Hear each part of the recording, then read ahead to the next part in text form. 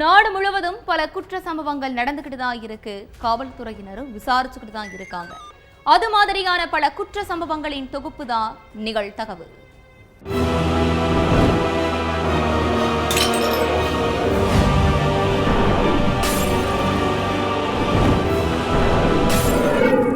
நிகழ்தகவு.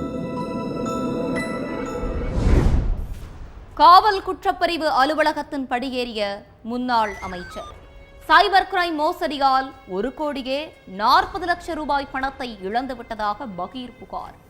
இரட்டிப்பு லாபம் கிடைக்கும், ஒரு சில மாதங்களிலேயே கோடிகளில் புரளலாம் என்றெல்லாம் ஆசை வார்த்தை கூறி கோடிக்கணக்கில் பணத்தை மோசடி செய்த கும்பல் சிக்கியதா? அதிகரிக்கும் சைபர் கிரைம் குற்றங்களுக்கு என்னதான் தீர்வு?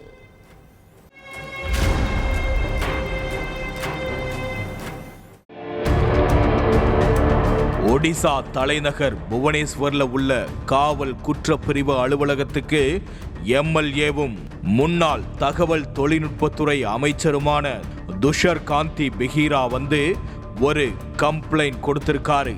அந்த கம்ப்ளைண்ட் ஒடிஷா மக்கள் மத்தியில மட்டுமில்லாம ஒட்டுமொத்த நாட்டு மக்கள் மத்தியிலையும் ஒருவித அதிர்ச்சியை உண்டாக்கி இருக்கு. ஒடிசாவுல இதுக்கு முன்னாடி ஆட்சியில இருந்த பிஜு ஜனதா தள கட்சியை சேர்ந்தவர் தான் இந்த துஷர் காந்தி பெஹீரா. ஒடிசா முன்னாள் முதலமைச்சர் நவீன் பட்நாயக்கோட தீவிர ஆதரவாளரான இவர் மேற்கு வங்கத்துல உள்ள கரக்பூர் ஐஐடியில படிச்ச பட்டதாரி. கடந்த ஆட்சி காலத்துல ஒடிசாவோட தகவல் தொழில்நுட்பத்துறை அமைச்சரா பதவி வகிச்சிருக்காரு. 2024 நடந்த மாநில சட்டப்பேரவை தேர்தல்ல பிஜு ஜனதா தள கட்சி சார்பா ககட்பூர் தொகுதியில போட்டியிட்டு வெற்றி பெற்று இப்போ எம்எல்ஏவா பணியாற்றிட்டு இருக்காரு. இவரே தன்னோட ஃப்ரெண்டு ஒருத்தர் கூட சேர்ந்து பிசினஸ் பண்ணிட்டு வரதா சொல்லப்படுது. இவர் அரசியல்ல பிஸியா இருக்கிறதால இவரோட ஃப்ரெண்டு மட்டும்தான் பிசினஸ கவனிச்சுக்கிட்டு இருக்கிறதாவும் இவர் பணத்தை மட்டும் இன்வெஸ்ட் பண்ணி இருக்கிறதா சொல்லப்படுது. துஷர் காந்தி பெஹீராவோட ஃப்ரெண்ட தொடர்பு கொண்ட சில நபர்கள், நாங்க ஷேர் மார்க்கெட் பிசினஸ் பண்ணிக்கிட்டு இருக்கோம்னு, நாங்க சொல்ற ஷேர்ல இன்வெஸ்ட் பண்ணா கூடிய சீக்கிரமே பல மடங்கு லாபம் கிடைக்கும்னு சொல்லி இருக்காங்க. முதல்ல அந்த நபர்கள் சொன்னத துஷர் காந்தி பெஹீராவோட ஃப்ரெண்டு நம்பாம தான் இருந்திருக்காங்க. ஆனா நாக்குல தேன் தடவுன மாதிரி இனிக்க இனிக்க பேசினதை கேட்டு ஒரு கட்டத்துக்கு மேல அத நம்பாம இருக்க முடியல. முதல்ல கொஞ்சம் அமௌண்ட்டை மட்டும் இன்வெஸ்ட் பண்ணியிருக்காரு. அந்த கும்பல் சொன்ன மாதிரியே இன்வெஸ்ட் பண்ண அமௌண்ட்டுக்கு நல்ல லாபம் கிடைச்சிருக்கு. ஆனா முதல்ல ஆசை காட்டி மோசம் பண்றதுதான் சைபர் குற்றவாளிகளோட ஸ்டைல் அப்படிங்கிறது பாவம் அவருக்கு அப்போ தெரியல. போன்ல பேசின கும்பலையும் அவங்க பேசின வார்த்தையையும் உண்மைன்னு நம்பின துஷர் காந்தி பெஹீராவோட ஃப்ரெண்டு 2024 நவம்பர் 13 முதல் 2025 ஜனவரி 1 வரை சுமார் 1.5 மாச காலத்துக்குள்ள 1 கோடியே 40 லட்சம் ரூபாய போன்ல பேசின கும்பல் சொன்னபடி வெவ்வேறு பேங்க் அக்கவுண்டுக்கு போட்டு விட்டிருக்காரு. ஆனா அதுக்கப்புறம் அந்த கும்பலை கான்டாக்ட் பண்ணவே முடியல. அப்பதான் நாம ஏமாந்துட்டோம் அப்படிங்கிறது முன்னாள் அமைச்சரோட ஃப்ரெண்டுக்கு தெரிஞ்சிருக்கு. அடுத்த செகண்டே தன்னோட ஃப்ரெண்டான துஷர் காந்தி பெஹீராவுக்கு போன் பண்ணி நடந்ததை சொல்லி இருக்காரு. அதுக்கு பிறகு நேரா குற்றப்பிரிவு காவல் அலுவலகத்துக்கு சென்ற முன்னாள் அமைச்சர் துஷர் காந்தி பெஹீரா தன்னோட பணம் 1 கோடியே 40 லட்சம் ரூபாய் மோசடி போனது பத்தி எழுத்து பூர்வமா கம்ப்ளைண்ட் கொடுத்திருக்காரு. புகாரின் அடிப்படையில வழக்கு பதிவு பண்ணி விசாரணையை தொடங்கின போலீஸ் சைபர் குற்றவாளிகள் முன்னாள் அமைச்சரோட ஃப்ரெண்டு கிட்ட இருந்து 1 கோடியே 40 லட்சம் ரூபாய் மோசடி பண்ணதை உறுதிப்படுத்தி இருக்காங்க. அதுக்கப்புறம் பணம் டிரான்சாக்ஷனான பேங்க் அக்கவுண்ட செக் பண்ணி பார்த்தப்போ தமிழ்நாடு, கேரளா, கர்நாடகா, தெலுங்கானா, டெல்லி, மேற்கு வங்கம்னு பல மாநிலங்களோட பேங்க் அக்கவுண்டுக்கு பணம் பரிமாறி இருக்கிறது தெரிய வந்திருக்கு. உடனே முதல் கட்டமா தமிழ்நாடு, கேரளா, கர்நாடகாவுக்கு போன தனிப்படை போலீஸ் கர்நாடகாவை சேர்ந்த 4 பேர், தமிழ்நாட்டை சேர்ந்த 3 பேர்னு மொத்தம் 7 பேரை அரெஸ்ட் பண்ணியிருக்காங்க. அவங்க கிட்ட இருந்து 4 லட்சம் ரூபாயை பறிமுதல் பண்ண போலீஸ் 15 லட்சம் ரூபாய் இருப்பு இருக்கிற ஒரு பேங்க் அக்கவுண்ட முடக்கிற வேலையில இறங்கி இருக்காங்க. அடுத்ததா இதுல சம்பந்தப்பட்டிருக்கிற மேலும் சிலரை பிடிக்கிறதுக்காக டெல்லி, மேற்கு வங்கம், மகாராஷ்டிரா, அசாம் உள்ளிட்ட பகுதிகளுக்கு தனிப்படை போலீஸ அனுப்பி இருக்கிறதா ஒடிசா குற்றப்பிரிவு ஐஜி சர்தாக் சாரங்கி தெரிவிச்சிருக்காரு. ஒரு ஐஐடி பட்டதாரி, முன்னாள் தகவல் தொழில்நுட்பத்துறை அமைச்சர், தற்போதைய எம்எல்ஏன்னு சமுதாயத்துல முக்கிய இடத்துல இருக்கிற ஒருத்தரோட பணத்தையே சைபர் கிரைம் குற்றவாளிகள் மோசடி பண்ண விஷயம் அனைத்து தரப்பு மக்களையும் அதிர்ச்சியில் ஆழ்த்தி இருக்கு. அதிகரித்து வரும் சைபர் கிரைம் குற்றங்களுக்கு ஒரு முற்றுப்புள்ளி வைக்கணும் அப்படிங்கிறது தான் அப்பாவி மக்களுடைய கோரிக்கை. எஸ்பிஐ வங்கியின் ஜன்னல் கம்பிகளை உடைத்து உள்ளே புகுந்த கொள்ளை கும்பல். வாடிக்கையாளர்களின் 17 கிலோ தங்க நகைகளை கொள்ளையடித்து மதுரைக்கு எஸ்கேப். 6 மாதங்களுக்கு மேலாக துப்பு கிடைக்காமல் திணறிய காவல்துறை. பல மாதங்களாக வங்கியை நோட்டம் விட்டு கைவரிசை காட்டிய உசிலம்பட்டி உடன்பிறப்புகள் சிக்கியது எப்படி? வங்கியில் கொள்ளையடிப்பதற்கான காரணமாக அவர்கள் சொன்ன விஷயம் என்ன?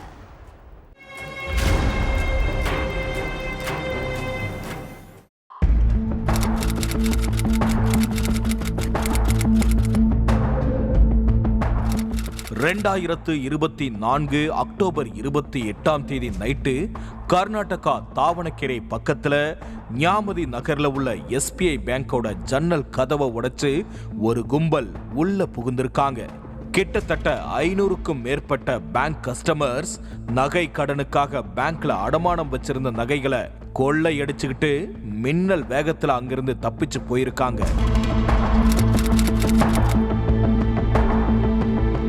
தகவல் தெரிஞ்சு சம்பவ இடத்துக்கு வந்த போலீஸ் கொள்ளையர்களை தீவிரமா தேட ஆரம்பிச்சாங்க. வாடிக்கையாளர்களோட 17 கிலோ தங்க நகைகள் திருடு போயிருக்கிறதா வங்கி அதிகாரிகள் சொல்லியிருக்காங்க.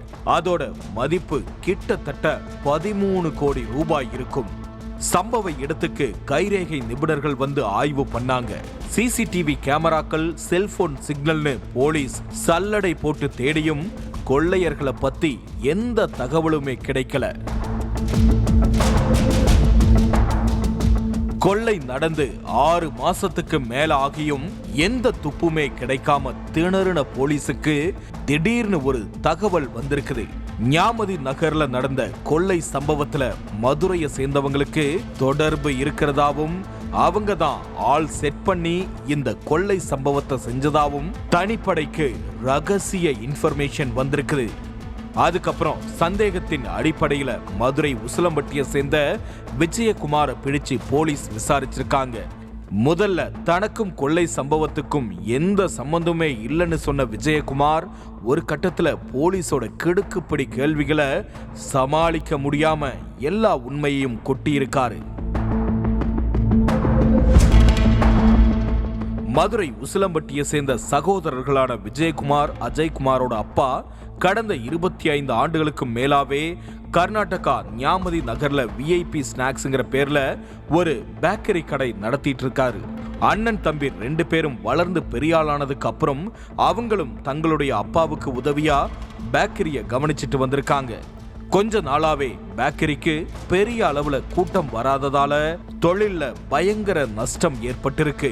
அதனால பேக்கரியை டெவலப் பண்றதுக்காக விஜயகுமார் ஞாமதி நகர்ல உள்ள எஸ்பிஐ பேங்க்ல 2024 மார்ச் மாசம் லோன் கேட்டு விண்ணப்பிச்சிருக்காரு. ஆனா விஜயகுமாரோட சிபில் ஸ்கோர் கம்மியா இருக்குதுன்னு சொல்லி விஜயகுமாரோட விண்ணப்பத்தை அதிகாரிகள் ரிஜெக்ட் பண்ணியிருக்காங்க. திரும்ப தன்னோட தம்பி அஜய்குமார் பேர்ல லோன் கேட்டு விண்ணப்பிச்சப்பவும் பேங்க் லோன் தர மறுத்திருக்கு. இதனால கடுப்பான விஜயகுமாரும் அஜய்குமாரும் எங்களுக்கே லோன் தரலன்னு சொல்றீங்களான்ற கோபத்துல பேங்க்ல கொள்ளையடிக்க முடிவு பண்ணியிருக்காங்க. பிறந்ததுல இருந்தே பேக்கரியே கதின்னு இருந்தவங்களுக்கு பேங்க்ல எப்படி கொள்ளையடிக்கணுங்கிறது தெரியல. அதனால பேங்க்ல கொள்ளையடிக்கிறதுக்காக கிரைம் வெப் சீரியஸ்களையும் கொள்ளை சம்பந்தப்பட்ட திரைப்படங்களையும் பார்த்து பிளான் போட்டிருக்காங்க. குறிப்பா மணி ஹெய்ஸ்ட் சீரியஸ 15 முறைக்கு மேல பார்த்ததா சொல்லப்படுது.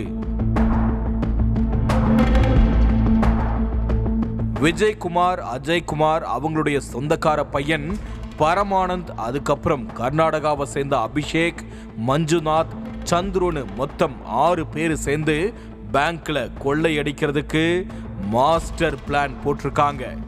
இந்த 6 பேரும் கிட்டத்தட்ட 6 மாசமா பேங்க நோட்டம் விட்டிருக்காங்க. அடிக்கடி பேங்க்குள்ள போய் வேவு பார்த்திருக்காங்க. நகைகள் எல்லாம் எங்க இருக்கும், சிசிடிவி கேமரா எங்கெங்கெல்லாம் இருக்கு, செக்யூரிட்டிங்க எப்ப எல்லாம் இருப்பாங்க, எங்கெல்லாம் இருப்பாங்கன்னு எல்லாத்தையும் கணக்கச்சிதமா நோட் பண்ணியிருக்காங்க.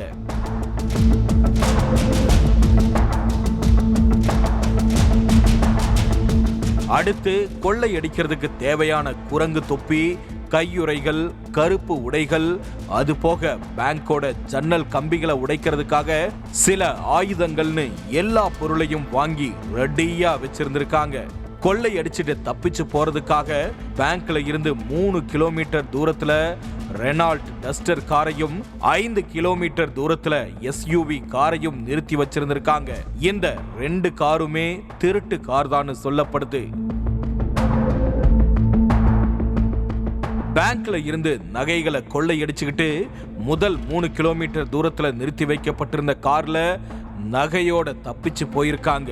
அதுக்கு முன்னாடி மோப்ப நாய் மோப்பம் பிடிச்சிட கூடாதுங்கிறதுக்காகவும் கை ரேகைகள் பதிவாகிட கூடாதுங்கிறதுக்காகவும் பேங்க்ல மிளகாய் பொடிய தூவி இருக்காங்க. அடுத்து அங்க இருந்து 5 கிலோமீட்டர் தூரத்துல நிறுத்தி வச்சிருந்த இன்னொரு கார்ல ஏறி அங்க இருந்து மதுரை உசிலம்பட்டிக்கு தப்பிச்சு போயிருக்காங்க. உசிலம்பட்டியில விஜயகுமாருக்கு சொந்தமான தோட்டத்துல உள்ள பாழடைஞ்ச கிணத்துக்குள்ள பேங்க்ல இருந்து கொள்ளையடிச்ச 17 கிலோ தங்க நகைகளையும் பதுக்கி வச்சிருந்திருக்காங்க. எந்த ஒரு குற்ற சம்பவம்னாலும் போலீஸ் முதல்ல செல்போன் சிக்னலை தான் செக் பண்ணுவாங்க அப்படிங்கறத நல்லா தெரிஞ்சுக்கிட்ட கொள்ளை கும்பல் கொள்ளையடிக்கிறதுக்கு 1 மணி நேரத்துக்கு முன்னால இருந்து நகைகளை உசிலம்பட்டிக்கு போய் பதுக்கிற வரைக்கும் யாருமே எந்த ஒரு செல்போனையும் யூஸ் பண்ணல. அதனால கொள்ளையர்களை பிடிக்கிறது போலீஸுக்கு மிக பெரிய சவாலா மாறுச்சு.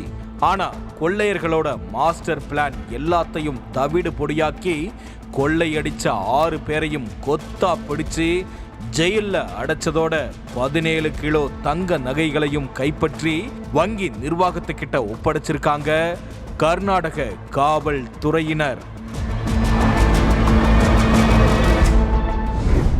கிளாமர் காளி கொலையில் தொடர்புடைய 7 பேர் கைது செய்யப்பட்ட நிலையில் முக்கிய குற்றவாளியான சுபாஷ் சந்திரபோஸை தேடி வந்த போலீஸ்.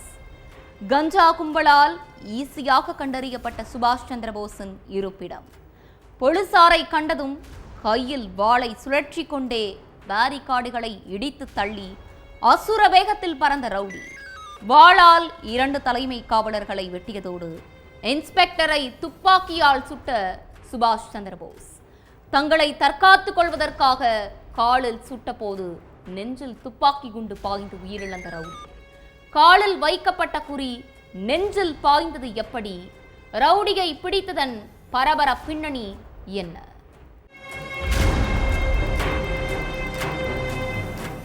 மதுரை காமராஜர்புரம் பகுதியை சேர்ந்த வி.கே. குருசாமி, ராஜபாண்டி 2 பேருமே உறவினர்கள்.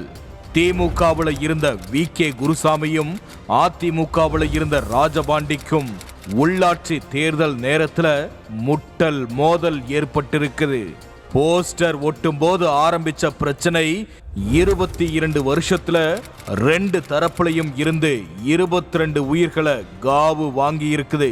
இதுக்கு மத்தியில கடந்த மார்ச் மாசம் 22ஆம் தேதி தனக்கன்குளம் மொட்டைமலை பகுதியில VK குருசாமியோட சகோதரி மகன் காளீஸ்வரன் என்ற கிளாமர் காளிய 8 பேர் கொண்ட கும்பல் அரிவாளால வெட்டி கொலை பண்ணாங்க.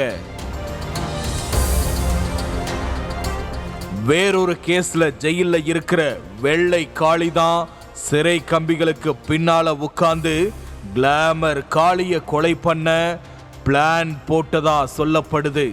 அடுத்து விசாரணையில இறங்கின போலீசார் வெள்ளை காளியோட அம்மா ஜெயக்கொடி, சிவகங்கை மணல்மேடு பகுதியை சேர்ந்த பாலகிருஷ்ணன், முத்துகிருஷ்ணன், மதுரை கல்மேடு பகுதியை சேர்ந்த நந்தகுமார், காமராஜபுரம் நவீன்குமார், சென்னையை சேர்ந்த கார்த்தி, திருப்பூரை சேர்ந்த அசன்னு மொத்தம் 7 பேரை கைது பண்ணாங்க.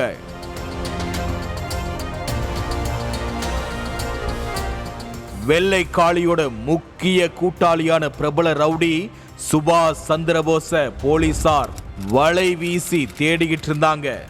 இதுக்கு இடையில மாட்டு தாவணியில ரோந்து பணியில இருந்த போலீசார் அங்க சுத்திக்கிட்டு இருந்த 5 பேரை பிடிச்சு செக் பண்ணி இருந்திருக்காங்க.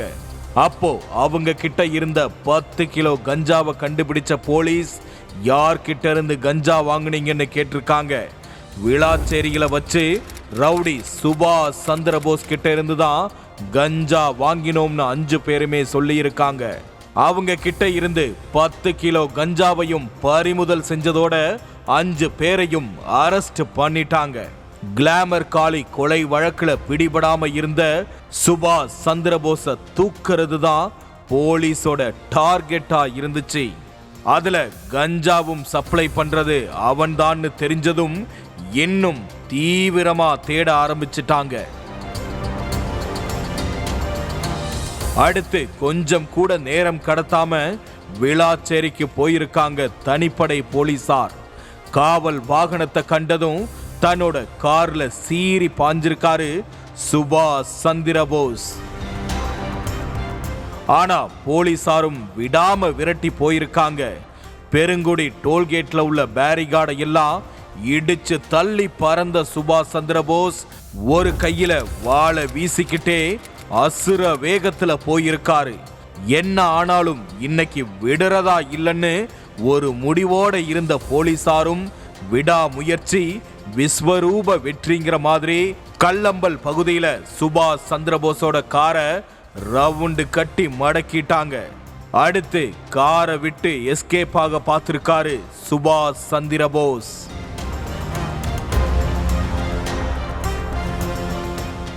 நீ எவ்வளோ தூரம் ஓடினாலும் தப்பிக்கவே முடியாது. நீயா சரணடைஞ்சிட்டா உனக்கு நல்லதுன்னு கத்தி சொல்லி இருக்காங்க காவலர்கள். அத காதுல வாங்காத சுபாஷ் சந்திரபோஸ் மூச்சு வாங்க ஓடி இருக்காரு. அப்போ பின்னால விரட்டி வந்த தலைமை காவலர் கர்ணனை வாளால வெட்டி இருக்காரு சுபாஷ் சந்திரபோஸ். அத தடுக்க போன இன்னொரு தலைமை காவலர் சரவணனுக்கும் வெட்டு விழுந்திருக்குது. அதை பார்த்த ஜெயந்திபுரம் இன்ஸ்பெக்டர் பூமிநாதன் மேலும் மேலும் தப்பு பண்ணிட்டே இருக்காத, பேசாம சரணடைஞ்சிருன்னு சொல்லி இருக்காரு. அப்படியும் சுபாஷ் சந்திரபோஸ் சரண்டர் ஆகாம போக்கு காட்டி இருந்திருக்காரு. அடுத்து சுபாஷ் சந்திரபோஸ கால்ல சுட்டு பிடிக்கிறதுக்கான வேலையில இறங்கி இருக்காரு இன்ஸ்பெக்டர் பூமிநாதன். ஆனா அதுக்குள்ள உஷாரான சுபாஷ் சந்திரபோஸ் தான் மறைச்சு வச்சிருந்த துப்பாக்கியை எடுத்து இன்ஸ்பெக்டர் பூமிநாதனை நோக்கி சுட்டு இருக்காரு. அப்போ சுதாரிச்ச பூமிநாதன் நேக்கா நகர்ந்ததால துப்பாக்கி குண்டு பூமிநாதனை துளைக்காம காவல் வாகனத்தை துளைச்சிருக்குது. ஜஸ்ட் மிஸ்ல தான் உயிர் தப்பிச்சிருக்காரு பூமிநாதன். இதுக்கு மேல யோசிக்கவே கூடாதுன்னு சுபாஷ் சந்திரபோஸ் கால்ல சுட்டிருக்காரு பூமிநாதன். அப்போ கீழே குனிஞ்ச சுபாஷ் சந்திரபோஸோட நெஞ்சில துப்பாக்கி குண்டு பாஞ்சிருக்குது. உடனே சுருண்டு கீழே விழுந்த சுபாஷ் சந்திரபோஸை போலீஸ் மீட்டு ஹாஸ்பிட்டலுக்கு கொண்டு போயிருக்காங்க. ஆனா போற வழியிலேயே சுபாஷ் சந்திரபோஸ் உயிரிழந்துட்டாரு. ரவுடி வாளால வெட்டினதுல காயமடைஞ்ச தலைமை காவலர்கள் 2 பேரும் மருத்துவமனையில சிகிச்சைக்காக அனுமதிக்கப்பட்டிருக்காங்க.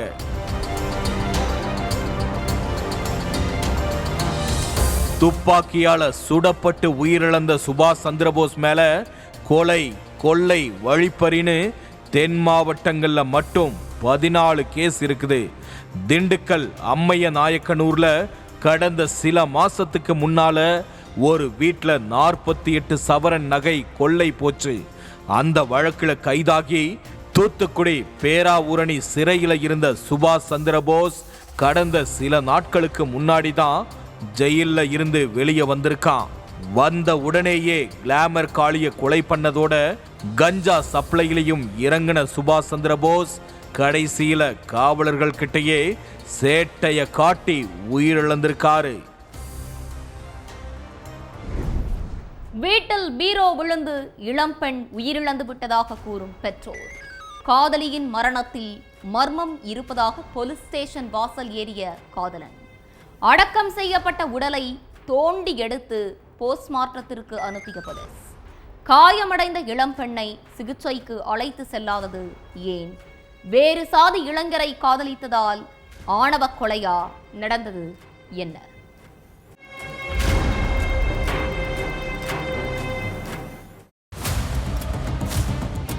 திருப்பூர் பக்கத்துல உள்ள காமநாயக்கன் பாளையம் போலீஸ் ஸ்டேஷனுக்கு வந்த இளைஞர் ஒருத்தர் கடந்த ஞாயிற்றுக்கிழமை தன்னோட காதலி உயிரிழந்துட்டதாவும் அவங்க வீட்டில் உள்ளவங்க சேர்ந்து அடிச்சு கொன்னுட்டு நாடகம் ஆடுறதா சந்தேகம் இருக்கிறதாவும் கைப்பட எழுதி கம்ப்ளைண்ட் கொடுத்திருக்காரு.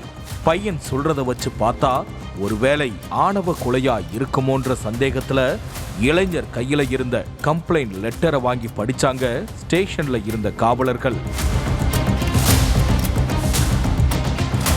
திருப்பூர் பல்லடம் பக்கத்துல உள்ள பருவாய்ங்கிற கிராமத்தை சேர்ந்த 22 வயசான வித்யாவும் திருப்பூர் விஜயாபுரத்தை சேர்ந்த வெண்மணிங்கிற 23 வயசு இளைஞரும் ஒரே காலேஜ்ல படிச்சிருக்காங்க. அப்போ 2 பேருக்கும் பழக்கமாகி அது காதலாகி கடந்த 3 ஆண்டுகளாவே 2 பேரும் உயிருக்கு உயிரா காதலிச்சுக்கிட்டு இருந்திருக்காங்க. இந்த நிலையில இவங்களுடைய காதல் விஷயம் வித்யாவோட பெற்றோருக்கு தெரிய வந்து பிரச்சனை வந்திருக்குது. வித்யாவும் வெண்மணியும் வெவ்வேறு சாதியை சேர்ந்தவங்க. அத காரணம் காட்டி வித்யாவோட பெற்றோர் இந்த காதலுக்கு எதிர்ப்பு தெரிவிச்சதா சொல்லப்படுது. காதலையும் காதலனையும் மறந்துட்டு நாங்க கை காட்டுற மாப்பிள்ளைய தான் நீ கல்யாணம் பண்ணிக்கணும்னு சொல்லி வித்யாவை பெற்றோர் கண்டிச்சிருக்காங்க. ஆனா வித்யா தன்னோட காதல்ல உறுதியா இருந்திருக்காங்க. வெண்மணி தன்னோட பெற்றோர், சொந்தக்காரங்க, ஃப்ரெண்ட்ஸ்ன்னு எல்லோரையும் வித்யாவோட வீட்டுக்கு கூப்பிட்டுட்டு போய் பெண் கேட்டதாவும், ஆனா பெண் தரமாட்டேன்னு சொன்னது மட்டுமில்ல, அவங்கள வித்யாவோட பெற்றோர் அவமானப்படுத்தி அனுப்புனதாகவும் சொல்லப்படுது. காதல் விஷயம் தெரிஞ்சதுல இருந்தே வித்யாவோட வீட்டுல ஒரே பிரச்சனையாதான் இருந்திருக்கு. இப்படிப்பட்ட நிலையில மார்ச் 30ஆம் தேதி வீட்டில் உள்ள பீரோ வித்யாவோட தலையில விழுந்து அவங்க உயிரிழந்துட்டதா வித்யாவோட பெற்றோர் சொந்தக்காரங்க கிட்ட சொல்லி இருக்காங்க. உடனே நெருங்கின சொந்தக்காரங்களை மட்டும் வச்சு வித்யாவோட சடலத்தை அன்னைக்கு சாயங்காலமே மயானத்துக்கு கொண்டு போய் அடக்கம் பண்ணியிருக்காங்க. இந்த விஷயம் காதலன் வெண்மணிக்கு தெரிஞ்சு கதறி அழுதிருக்காரு. அதுக்கப்புறம் நேரா போலீஸ் ஸ்டேஷனுக்கு போனவரே வேற சாதியை சேர்ந்த இணைய லவ் பண்ணதால தான் வித்யாவை அவங்க அப்பாவும் அண்ணனும் அடிச்சு கொன்னுட்டாங்களோன்னு சந்தேகமா இருக்குதுன்னு சொல்லி கம்ப்ளைண்ட் கொடுத்திருக்காரு. அந்த கம்ப்ளைண்ட்ல பீரோ தலையில விழுந்திருந்தா வித்யாவை உடனே ஹாஸ்பிட்டலுக்கு கூப்பிட்டுட்டு போகாம யாருக்கும் சொல்லாம ஏன் அவசரமா மயானத்துக்கு கொண்டு போய் அடக்கம் பண்ணாங்கன்னு கேள்வி எழுப்பியிருக்காரு. காதலன் வெண்மணி கொடுத்த புகார் அடிப்படையில வழக்கு பதிவு பண்ண போலீஸ் வித்யாவோட சடலத்தை தோண்டி எடுத்து பிரேத பரிசோதனை பண்ண முடிவு பண்ணாங்க. அடுத்து வருவாய்த்துறை அதிகாரிகள் முன்னிலையில வித்யாவோட சடலம் தோண்டி எடுக்கப்பட்டுச்சு. அதுக்கப்புறம் மயானத்துல வச்சே மருத்துவ குழுவினர் போஸ்ட்மார்ட்டம் பண்ணாங்க. போஸ்ட்மார்ட்டம் முடிஞ்சதுக்கு அப்புறம் திரும்பவும் வித்யாவோட சடலம் அடக்கம் செய்யப்பட்டுச்சு. ரிப்போர்ட் வந்ததுக்கு அப்புறம்தான் வித்யா எப்படி இறந்தாங்கன்றது தெரியும்னு, இந்த அடிப்படையில அடுத்த நடவடிக்கை எடுக்கப்படும் தெரிவிச்சிருக்காங்க காவல்துறையினர். இதுக்கிடையில வித்யாவோட அப்பா தண்டபாணியும் அண்ணன் சரவணகுமாரையும் விசாரணைக்காக காவலர்கள் போலீஸ் ஸ்டேஷனுக்கு அழைச்சிட்டு போயிருக்காங்க. வேற சாதி பையனை லவ் பண்ண கோபத்துல வித்யா ஆணவ கொலை செய்யப்பட்டிருக்காங்களா அப்படிங்கிற கோணத்துல அவங்க 2 பேர்கிட்டையும் போலீஸ் தீவிர விசாரணை நடத்திக்கிட்டு இருக்காங்க. பெற்ற தகப்பனை பஸ் ஸ்டாப்பில் அரிவாளால் வெட்டி போட்ட மகன். தந்தையின் இடுப்பில் உள்ள அரைஞாட் கயிற்றில் கிடந்த பீரோ சாவியை எடுத்து வந்து தனது மனைவியிடம் கொடுத்துவிட்டு போலீசில் சரண்டர். அரிவாளால் வெட்டப்பட்டு உயிரிழந்து கிடந்த கணவனை பார்த்து கதறி எழுத மனைவி. பெற்ற தகப்பனை பஸ் ஸ்டாண்டில் வைத்து மகன் வெட்டி சாய்க்க என்ன காரணம்? தந்தையின் இடுப்பில் இருந்த பீரோ சாவியை எடுத்து வந்து தனது மனைவியிடம் கொடுத்தது ஏன்? கொலைக்கான பின்னணி என்ன? நெல்லை சிவந்திப்பட்டி போலீஸ் ஸ்டேஷனுக்கு வந்த ஒரு ஆண், சார் எங்க அப்பாவை நான் வெட்டி கொன்னுட்டேன், என்னைய கைது பண்ணிக்கோங்கன்னு சொல்லியிருக்காரு.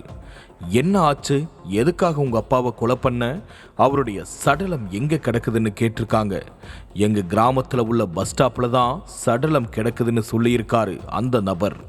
அடுத்து அங்க போன போலீசார் சடலத்தை கைப்பற்றி பிரேத பரிசோதனைக்கு அனுப்பி வச்சுட்டு அந்த நபர்கிட்ட விசாரணை நடத்தினாங்க. அதுல தான் அவங்க அப்பாவை ஏன் அவர் கொலை பண்ணியிருக்காரு அப்படிங்கிறதுக்கான காரணமே தெரிய வந்துச்சு.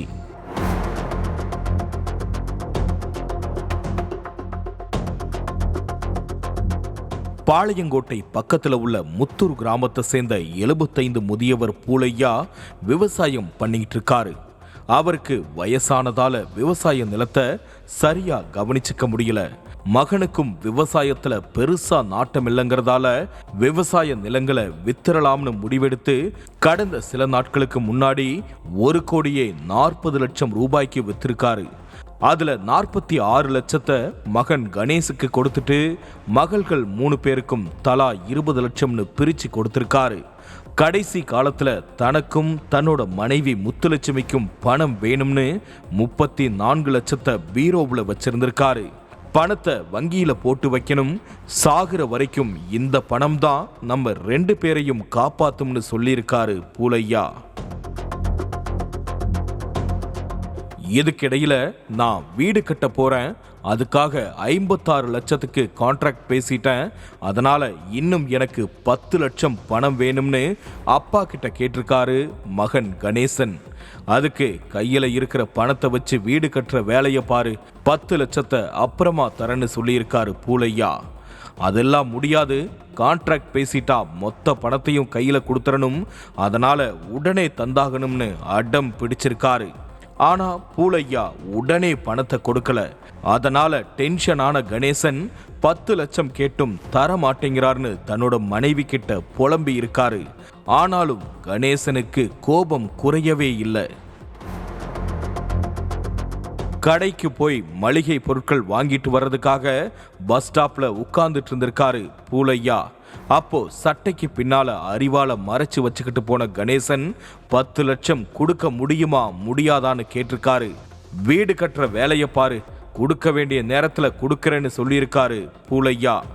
கேட்டு கேட்டு பார்த்தும் பொறுமை இழந்த கணேசன் அரிவாளால அப்பாவை வெட்டி போட்டுட்டு அவரோட இடுப்புல அரைஞான் கயிறுல இருந்த பீரோவுடைய சாவியை எடுத்திருக்காரு.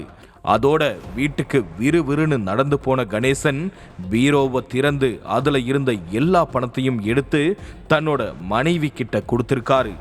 எங்க அப்பாவை கொன்னுட்டேன், நான் ஜெயிலுக்கு போயிட்டு வர்றதுக்குள்ள இந்த பணத்தை வச்சு வீடு கட்டி முடிச்சிருன்னு சொல்லியிருக்காரு கணேசன்.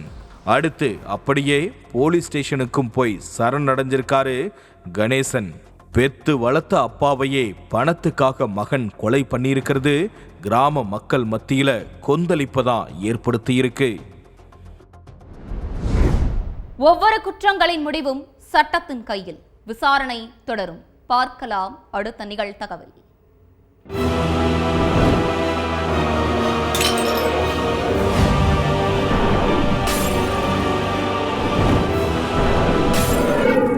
நிகழ்தகவு.